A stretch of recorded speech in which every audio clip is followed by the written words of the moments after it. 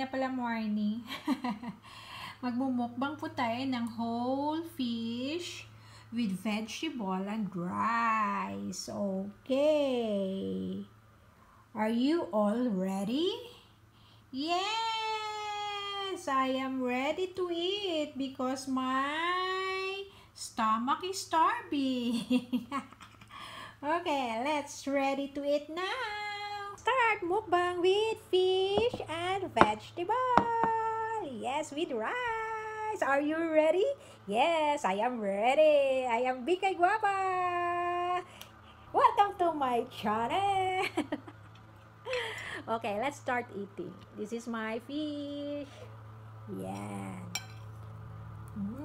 Ang sarap. Ang sarap ng fish. Binili ko yan. Mura lang. $5.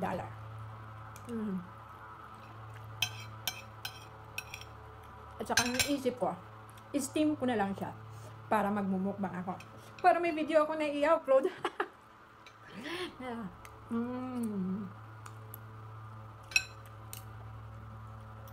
Ganito lang ang buhay ng OFW. Ito lang. Mandiskarte ka lang. At saka,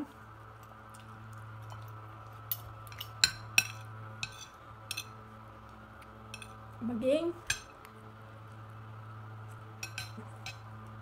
sunurin sa amo mo. Yun lang yun. Para may harmony kayo sa bahay. Walang away. Relax lang. Ganun lang yun.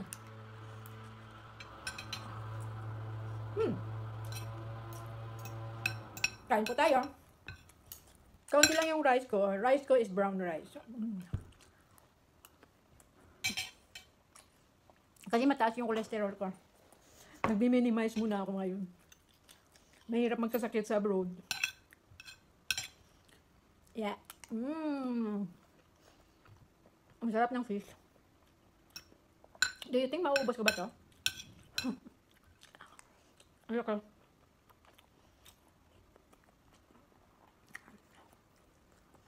Alam nyo, first time ko kumain ng isang whole na fish. Yeah. Next time, hanap ako ng maliit na whole chicken. Pero hindi ako nakakita ng whole chicken dito na maliit lang. Mga malalaki, pagkatapos ang mahal. $11. Yan, mga $9 or $10. Mahal yun. Magkano na yun sa Pinas?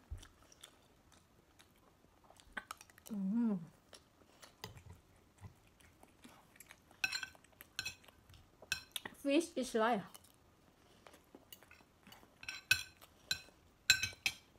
May tubig din ako dito. Ice mountain. Madali ako mabusog.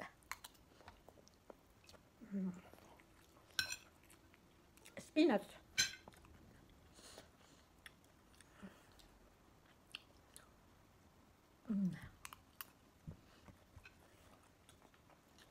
Kung kulang kayo sa dugo, kumain kayo ng spinach. Yan. Madali ako nabusog kasi kumain ako ng bread. At saka kumain din ako ng oatmeal. Yun. Parang hindi ko maubos yung fish. Yan.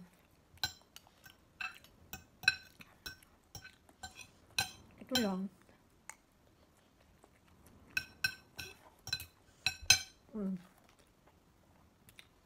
Kasi ngayon, pinipili ko na yung kinakain ko kasi minsan, ina-allergy ako dito.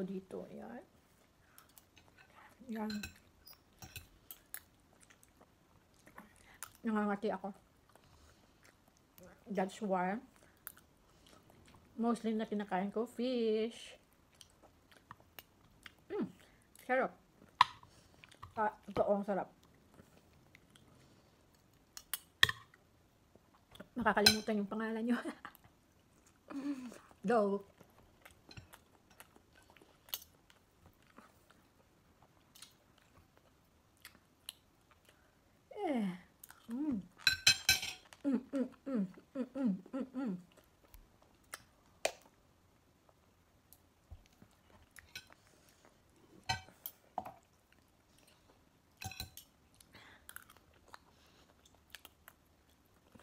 Alam mo, madami akong kaibigan dito.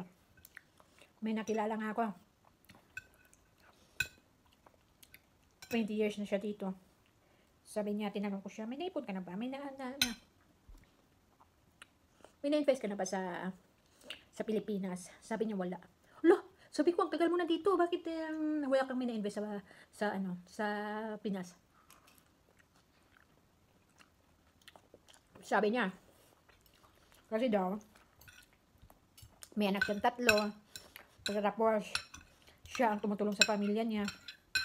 Pagkatapos, ang mga anak niya daw sa mama niya din at sa papa niya din nagsistay. Siya ang nagpapadala ng allotment. Sabi ko, okay naman yan magpapadala ka ng allotment. Pero, kailangan mo din mag-ipon kasi hindi naman natin alam kung hanggang kailan tayo dito. Hindi natin alam kung anong mangyayari sa future natin. Tayo mga house manager, alam naman natin na mahirap ang buhay sa Pilipinas. Pero, please, kailangan natin mag-ipon. Kahit sa maliit na halaga lang, mag-save ka every month. Kasi ang hirap naman dito, nagtatrabaho ka nga, pero pag uwi mo sa Pilipinas, wala kang pera. Lahat ibibigay mo sa pamilya mo, kung kahit sino. Wag. Mag-iwan ka din para sa sarili mo. Kasi, mahirap. Kahit na uminsan nga, anak mo nga, hindi makakatulong sa'yo eh. Mas maganda nga, kahit kaunti, mag-iwan tayo para sa sarili natin. Kasi, kahit maliit lang yan, pwede mo yan ma-business sa Pilipinas. Lalaki din yan. Basta may sipag at syaga lang ang kailangan. Yun. Ako, ang gusto ko lang na ma-invest, yung bahay. Yung bahay na akin na talaga, na walang utang. Yun lang yun. Yun ang pinapay ko na makabahay ako. Yun lang. Kahit kaunti lang maiipon ko. Uwi na ako sa Pilipinas. Pwede naman ako mag-business kahit maliit lang. Yun. Pero, please, OFW, especially like me, as a house manager, as a katulong, kailangan natin mag-ipon. Bigyan natin ng halaga ang sarili natin at ang pinagmura natin. Kasi mahirap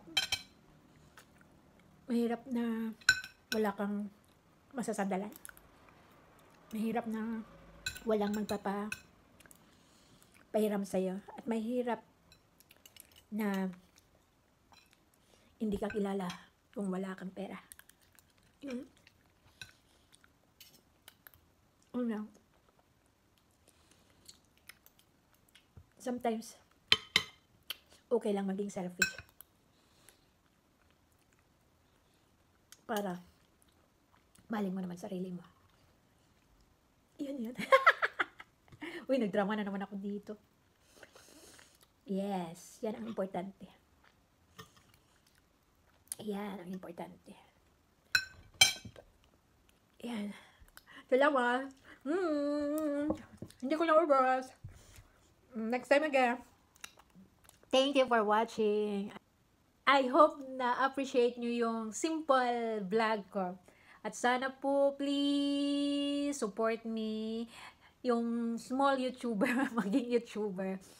At please share, like, and subscribe. Thank you so much for your time and effort watching my video. Bye-bye po. Naubos ko din.